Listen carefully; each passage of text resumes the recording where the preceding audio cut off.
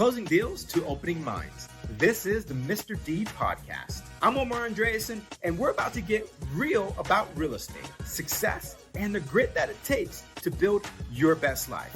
Let's dive on in. Hey everyone, welcome to another episode of the Mr. D podcast show. My name is Omar Andreasen. Now, usually you see me in the studio. We had some family emergencies, so I'm coming to you today from my house. So hopefully everything's okay, and hopefully our guest, Mr. Kyle Stephenson, is also okay with that. Sometimes we have to adapt in life, right, Kyle? Gotta adapt every day, baby. Every day.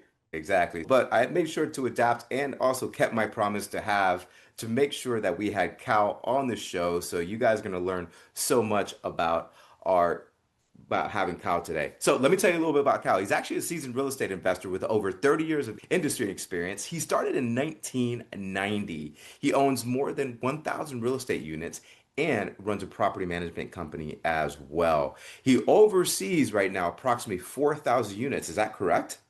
That is correct. So about 4,500 units. All right. Okay. And you also got a degree from University of Pennsylvania. We were just talking about that. Go Birds. That's awesome. That's right. And so tell us, man, 4,500 units, that has to keep you busy. Yeah, I'll say this for anybody out there, finding what you love to do, you will do it for free. One of the questions I'll ask people is, if you didn't need money, what would you do? Some people have vacation, I travel. The scary part is that I would manage property. I would find deals. That's what I love doing, and would do it for free. And quite frankly, in the beginning, probably was doing it and actually having to dump money and do other things because in the beginning, you're learning how to do things, and it's an education.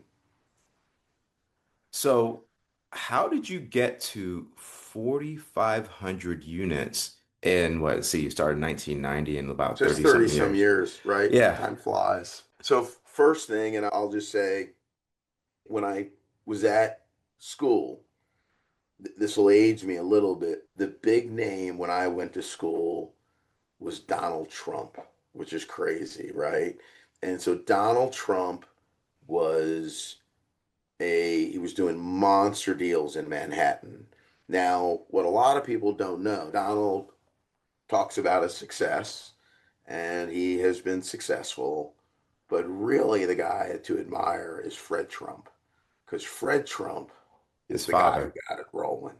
And Yep. if you query on Google like Fred Trump or Fred Trump real estate holdings, you'll look and you'll be like, man, that dude was a baller. So he's the guy who was doing workforce housing, thousands of units, and it's pretty impressive. That gave Donald the seed money to get rolling. Now, I didn't know that at the time. So when I looked at Donald Trump, and when we're young and when we're in our 20s, we're thinking, man, if I just hustle, right? If I just hustle and work, I can be just like this guy. A lot of people, we have these aspirations. I got rolling pretty much right out of school, like using credit card cash advances and all the things you probably shouldn't do. But when you want something really bad, you take all of this risk. And that's how I got rolling. That's how I did my first deal. And I did it, I say it in New Jersey. I still remember it, 142 Patterson Avenue, Patterson, New Jersey. It's a duplex. And really just you're able to refinance, you're able to buy more stuff, worked hard, had a full-time job, a full-time hustle. I was selling medical equipment. And then I relocated to Richmond to sell more medical equipment. And I would just make sure that I lived I would say, very humble life, very not really spending everything I made. And then I would cobble some money together and do another deal, and cobble some money together and do another deal. And I would listen to motivational tapes. You hear me, tapes, right? We don't have tapes anymore. So I'd listen to those tapes, and I'd play them over and over again until they would break. And read motivational books, stayed focused. So this whole thing is about staying focused and having long-term goals. And so after about 15 years, it's a long-term strategy. After about 15 years, I said, you know what? I'm gonna do this full time. And it happened to be right around the Great Recession. And Oof. man, it sucked, right? So at that point, you couldn't get a bank to lend you money for a pack of gum. It was jacked up. I had no money coming in, nobody had any money to pay rent, that type of thing. I'm making it sound, it was really bad, actually. See, I'm making it sound pretty bad. It was pretty bad. But the one thing I knew how to do was sell, right? So I went to lenders and I said, hey, nobody's paying their mortgage. How about if I try to help the people out that are paying, who can't pay their mortgage? How about if I try to help them out and manage some of their property?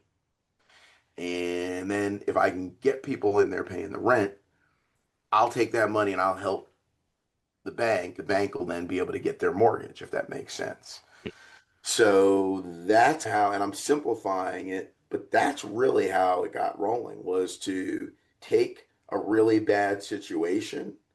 And then I would just say, okay, what do I need to do to keep the lights on?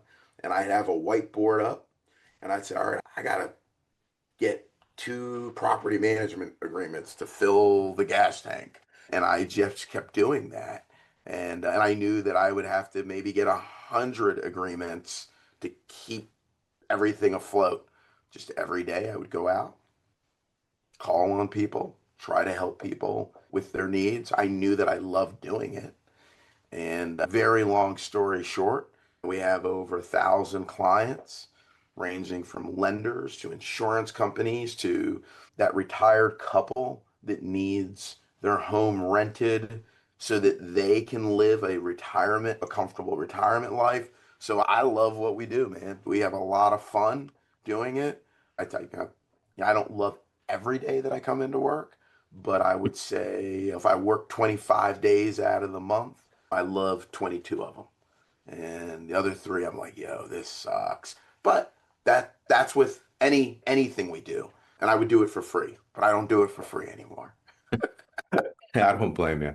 So, you know what? I'm going to take a pivot on this because there's some questions I had already that I was going to ask you, but I want to tap into your story, by the way, absolutely amazing. I love the hustle. And me being the same way, I'm a big, huge book reader. And you are correct about Mr. Trump's dad because he was the hustler. He's the one who gave Trump, what, I think a million or $1.5 million Bro, dollar loan it to get wasn't, it was started. so much more. But they're talking about 1 million to, you're talking about Yeah. probably closer to 100 million. But keep But then, yeah.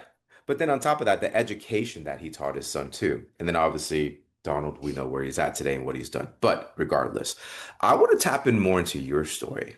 And let me tell you why. Because right now, we have an active real estate company.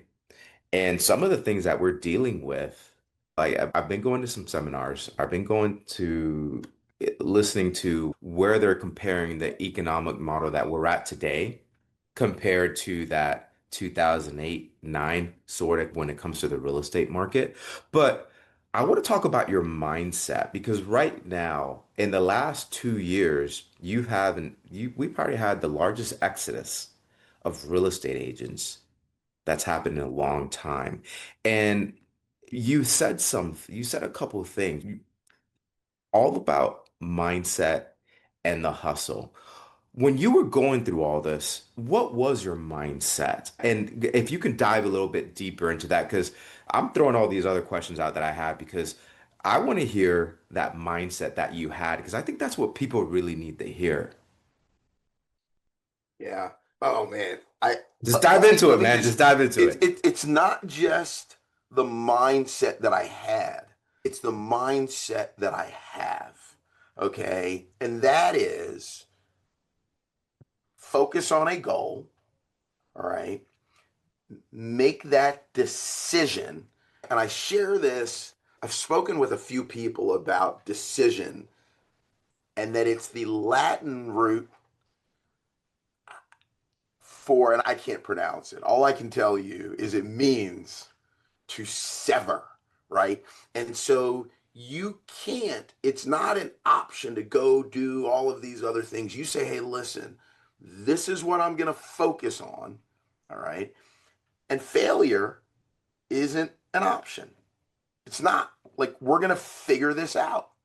And it's to read and center yourself around individuals that are going to allow you that positive energy and that positive focus. So whether, again, we're doing this Zoom, I'm old school, man. I have this book, and this book, it's a day timer, all right? And I write notes in, and in the back of this book, I have affirmations that I Yes. say every day. I have goals, and I keep record of all of this stuff.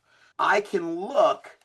I also keep, and I'm not going to show you on the other side what it looks like, but I keep little index cards around.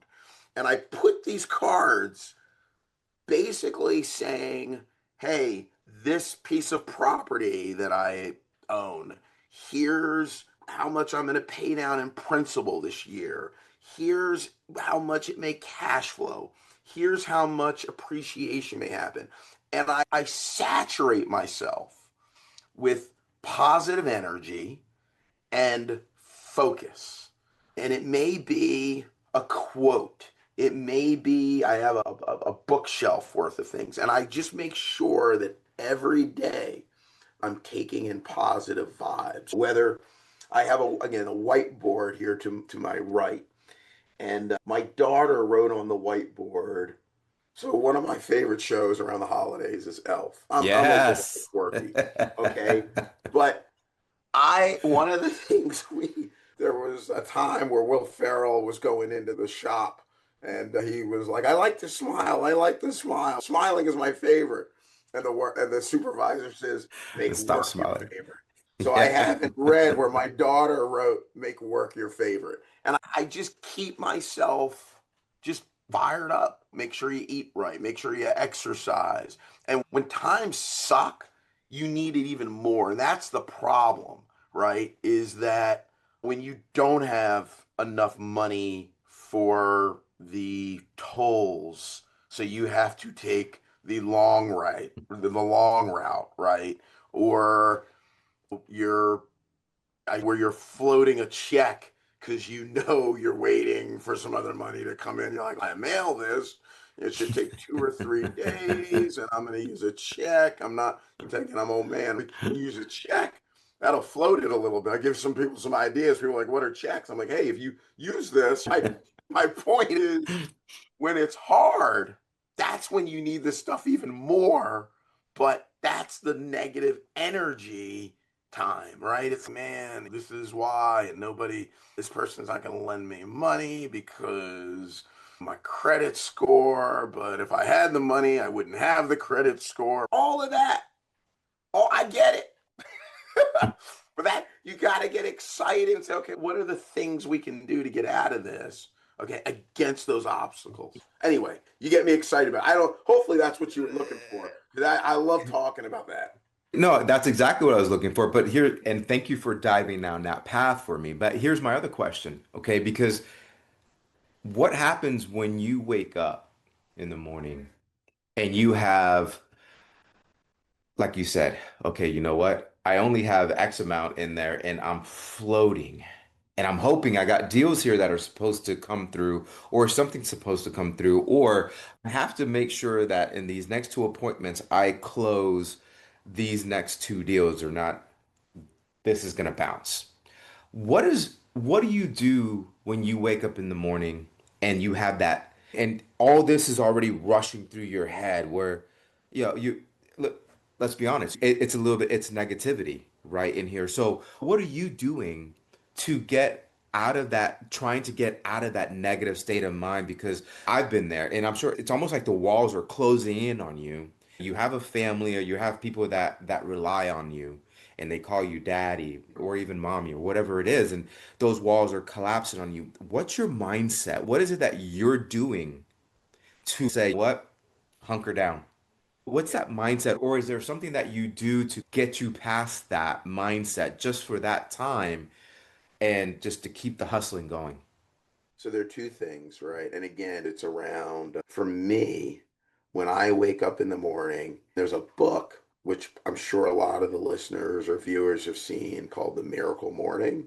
Yes. When things are really hard, it's very funny you bring that up. I would argue that I've been able to, when things are tougher for me, I will hunker down and I will say, okay, I have to make sure I create certain habits, all right, certain habits to make sure that I am positive throughout the entire day. So it really is reading, going, starting off in the morning.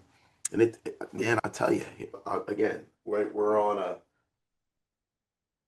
call, all right? I'm not BSing people, right? I start off, I have a journal, okay? And in this journal, I write down, and it's only for me, I write down what I'm thankful for. All right. And so I write down from the day before. And I haven't been, right now, things are going pretty well. Actually, I haven't been as good about the journal, but I write down what I'm thankful for. I write down who I appreciate, who I love. I write down maybe people, old friends that I need to call and what I need to act on, really about what the blessings are, because no matter what, okay, there's something to be thankful for. And so I try to focus on that. All right.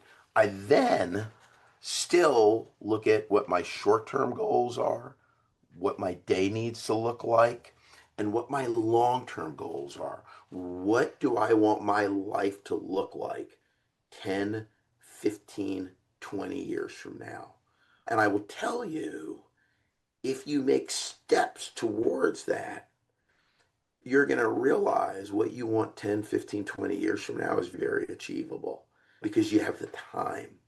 And that's what I do. And there are times look, my fear, okay, fear drives me. Okay. I know it shouldn't, but it's the fear of loss, the fear of failure.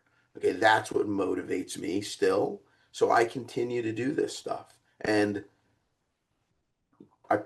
some of those fears aren't warranted, but that's something, it's who I am. But I would say again, it's really creating those routines that a lot of people will BS you about, okay, and say they do, but they don't do it. Got to do it, man. Got to do it. Just to let you know, this podcast is going completely different than what I wanted it to at first. And you know what? And I'm okay with that. And I hope you are as well. Main thing and I feel it today because and I'm sure you see it as well, being in the real estate industry. Like right now, and I live in the state of Florida currently, and we're seeing an increase on short sales. We're starting to see an increase of people not being able to make that card payment. And usually that's the first one. When the card payment hits, then usually comes the house and everything starts. And on top of that, I'm dealing with agents that I'm talking to that are struggling. And I'm like, let me ask you a question. I said, I know it's hard. I've been down that road, but how do you start off in the morning? Because how you start off, it is pretty much how you end. Because if you don't start off correctly, then your mindset is just, excuse my English, fucked for the rest of the day. That's right. That's right. And I tell them, I said, listen, I know it's the hardest thing as well when you wake up in the morning. When you wake up in the morning, I said, what time do you wake up? And I said, you have to have that at least 2 to 3 hours to yourself to get that mindset, to get that focus, to get this dome. And here, start thinking the way that it should. Because nothing's going to improve around your life unless this is correct first. And you've hit so many amazing points to where the struggle, what you have to do, because you hit it perfectly. So I read, they got the entrepreneurship side of the Morning miracle. Yep. Morning Miracle. So I have that one. I don't know if you ever read that one or not, but it's actually pretty damn good. So that's the one I have, and it comes with a chart, like a checklist. Okay, did you do that? Did you do that? Did you do that? And what I've done is I expanded it on it, and I've actually made other things that, okay, Omar, did you do this? Did you do so? I took it a step further on other things that mentally I need to go inside here to get prepared for the rest of the day because I love how you said, I love what I do, but then sometimes it could be 5 days that just suck. And you know Yeah. what? Right now, this is probably the toughest real estate market I've ever been in because we have a crap load of listings, which I'm blessed for, but at the same time, you have about 50% of those like, why isn't my house selling? Why isn't doing this? Because obviously the market is not nowhere as strong as it used to be. So we got it. We're riding that wave to find out, okay, where is it that your house is going to sit at? To where we can actually get the people coming through, what price we need to be. And imagine doing this every week or every other week, talking to that person, and the frustration builds. And I'm sitting there, I wake up in the morning, I'm like, here I go again. I got to call Mr. Smith, tell him, hey, this is why this is not happening or whatnot, and this is what we need to do, and how is that going to look? And it's tough, man. It's tough as hell delivering the news, but I'm like, at the same time, I was taught that whether good, bad, or indifferent, you have to communicate. I would argue, okay, so I'm property manager. I would say, so just so you know, right? We talk about communicating, and in what we do, we need to make sure we communicate the bad news quicker. That's what we tell people. Now, I want to talk a little bit about some of the comments you made, but I'll tell you, I let me tell you what it's like being in property management, right? People see the phone ring from property management, they don't want to pick it up because we never call with good news. So I went out on it was New Year's Eve, and I just randomly it was a good year for our firm, and I said, you know what, we're going to give gift certificates, $25 gift certificates. I don't remember what, to Wawa, to some residents in some working class neighborhoods. So I went in some of the buildings, man. I'm handing out the cards and people, oh, thank you. And yeah, KRS, yeah, and whatever. And so I said, you know what? I'm going to call some of our clients to wish them a happy new year and a prosperous 2020 or whatever the heck it was, 2015, whatever. Man, I called people on New Year's Eve. They were like, hello? Nobody wants to hear. I was like, hey. So I got to tell everyone, whoa, there's nothing wrong. There's nothing wrong. I'm just calling to wish you a happy new year. But to your comment on communication, one of the things that we do, and I would say it's the same thing in leasing. I can tell you, we get 10% right now of the applications that are coming in are fraudulent because Mm, people are jacked up. And you can go to some websites and get like great fake IDs, like no joke. Like you can create a whole separate scannable identity, like so where the people scan your thing yep.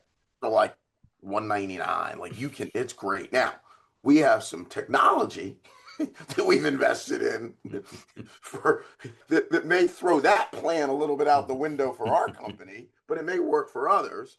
But one of the things we share, and I'm going to tell you how far we're going with it, is we have owners, right, that think, oh, we can raise the rent 10% now, or we can pick a random number for rent. But it's the same challenge because the economy is a little wonky.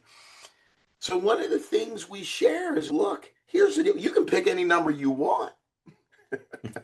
Here's the good news about what we do. We're going to be able to let you know, all right? We're going to be able to give you really good data, all right, that's going to allow you to make that adjustment. Now, we might as well talk about that right now. So if you have no showings, or as long as you're good with it and you extend my agreement out, if that's really what you want to do, if you just want this to be me telling you that you're not getting any traffic, we're okay with that. And we have really good data and we will communicate that.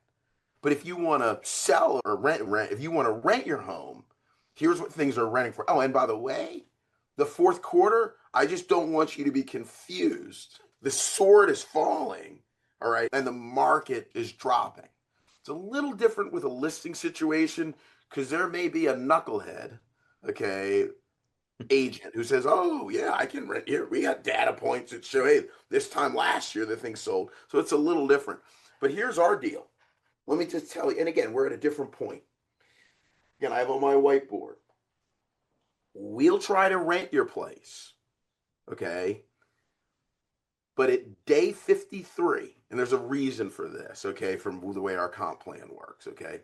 At day 53, if we don't have your property rented, we're going to have to let you go. We're gonna have to terminate our relationship. Are you okay with that? And so we let them know right out of the box because there's no need for me or you to waste your time if we can't deliver for you. And so we've been real upfront. Now, the deal is, okay, we got to work our ass off to make sure that our pipeline. I just spoke with actually the gentleman who coordinated this podcast, and he's like, "Hey man, we're having a record month on we call them relationships, new relationships." And I say that we have a record. We've had a record October, and we're almost on an all-time record. But if again we are into relationships that are not going to produce positive outcomes for that client, we have to terminate that relationship because we are committed to generating cash for our clients. So I know I'm pretty passionate about some of this stuff, but if I take a listing, it's a little different for sales, but I Mm. can tell you that on the rental side, if we can't help you out in 53 days, we're done. No, I love that. And that's one of the we communicate up front with them. And but the thing is like we never give them a lot of agents might say, okay, I suggest that you list your price for 650. We never give them an exact number. We always give them a range. Listen, and we give them three different ranges. We're like, this range here, this is the range that we call it the retail range. All right, so this is your retail range. What does that mean? That means that you put it up pretty much for the highest number, and then we start moving into the clearance rack, right? No. All right, and then we have the middle range. The middle range is the range we don't really like doing, and it worked 2 or 3 years ago. But the middle range is that we find what the lowest property is selling for right now. We we go ahead and put you slightly under that, so now you're the number one in that neighborhood. I said, but with this process, what we're trying to do is we're trying to get multiple offers to drive the price up. Not my favorite because that puts a lot of tasks on me and you as the seller. My favorite one is, okay, let's see what things have just sold in the last 30 days, 60 days, 90. And then from there, let's do true competition. So you're probably not the cheapest in the neighborhood, but you're not the most expensive, but you're falling in somewhere where, you know what, you have that competitive edge. And let's say that a better house sold for 5 grand more than you, then you're underpricing that one just a little bit. But the goal is to have you under contract within the next 10 to 14 days. And from there, so that's our strategy. And then from there, we have the pricing on it. I'm like, so which one would you rather choose? And we just let them choose. And we have the pricing range. And okay, you choose the pricing range. Like we're letting you make the option first. This is our, but at the same time, once you make that option, then we double down. You understand that with this option, let's say the retail option, for example, which almost everybody is choosing right now. You understand with the retail option, you're coming in really high, and then within 14 to 21 days, you know that we'll be reaching out to you if there's been no traffic whatsoever. We're going to be reaching out to you to start making some price adjustments. Are you okay with that? You understand that? We're going to start moving this now to the clearance rack like they do at Walmart, Target, etc. So you're okay with that, right? Yeah, yeah, okay. All right. Just want to make sure that you understand now where you're starting at. Wow. I think that's a great approach. Yeah, it is. But then people say, and I'm sure you get this as well. People start getting amnesia and they forget about conversations, even though I'm like, hey, we have it in writing because we always follow up Yeah. everything in writing again because I'm like, I know how you get amnesia. I don't say it that way, but I'm like, I know life happens and sometimes we tend to forget things that we said or that we communicated with. So don't worry, all this communication is you're gonna get this in 24 hours in writing so then that you have everything there just in case we ever need to go back to something that's important within this conversation that we had. It's hard, So, man. The other thing, and I don't know who told me this, but it was a quote. It's all about money, right? And mm, money is personal and emotional. Personal and emotional. And so it is very difficult to have those conversations. And yeah, it's hard. Just hard. it is. I have one more question for you. And you know what? And I do apologize because just listening to your story, you inspired me. And then you took me a completely different road than what I originally wanted to go down. But one last question that I have for you. Yeah. For any of our listeners out there, if you had one deed, one advice, something that you can just say, listen, this is my advice that I would give to anyone listening or watching right now if you can redo this. Let's say, for example, if you had to restart all over again, what would be the first thing that you would do? What advice would you give to the listeners? So I'm going to preface it. If I had to do it all over again, I'd be in my early 20s again, right? And if you are young, take more risks and learn, just learn and try to find out what that true passion is and follow that dream in your 20s. Okay, now yeah. If you're listening to this in your 50s, that's not a good idea. But I would say take those risks. And I will say this, if you love real estate, okay, if you love it, learn as much as you can about it in your 20s.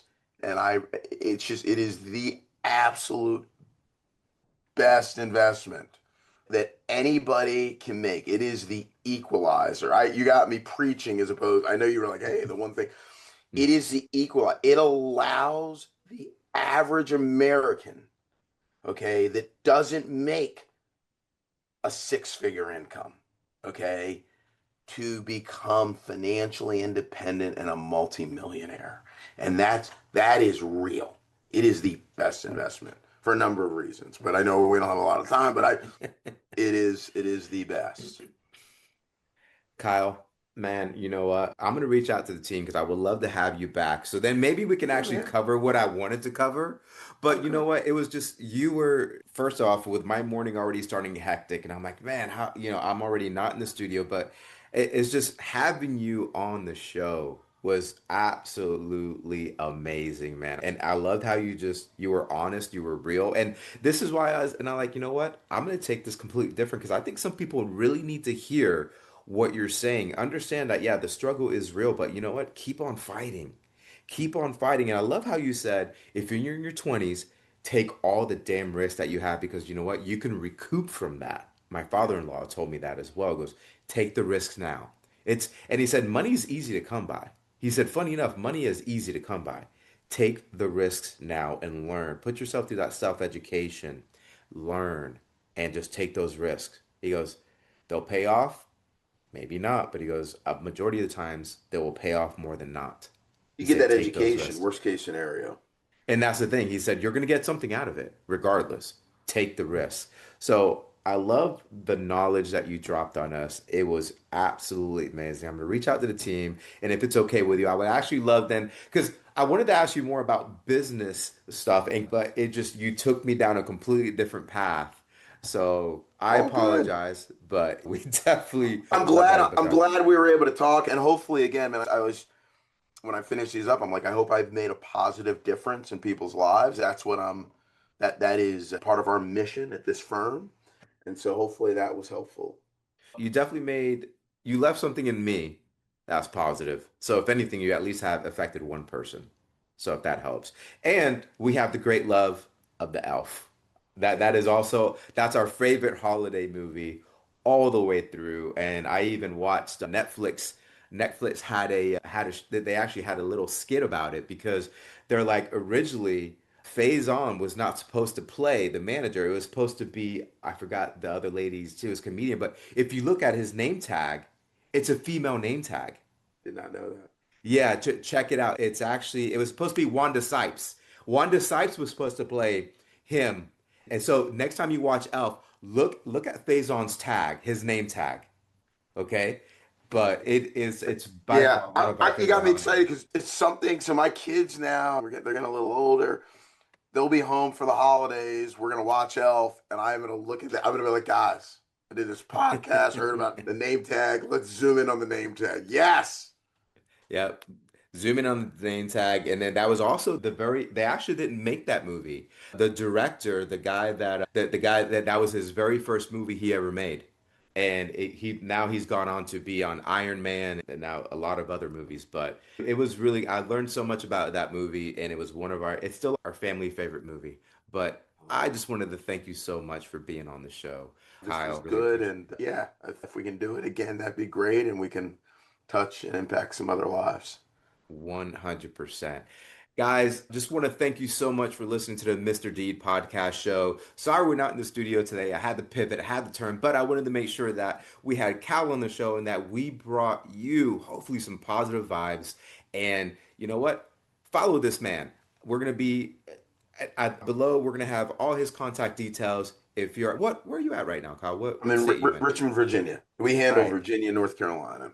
There you go. If you guys are looking for any kind of commercial property managers, all right, this is your man. Reach out to him. All his contact details are below.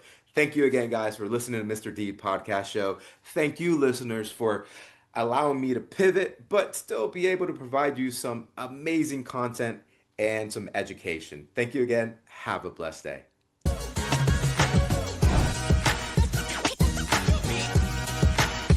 This is Omar Andreasen signing off and reminding you that success in real estate and in life is built one deed at a time. Until next time, keep it real, stay sharp, and don't forget to give life a big whammo and keep moving forward.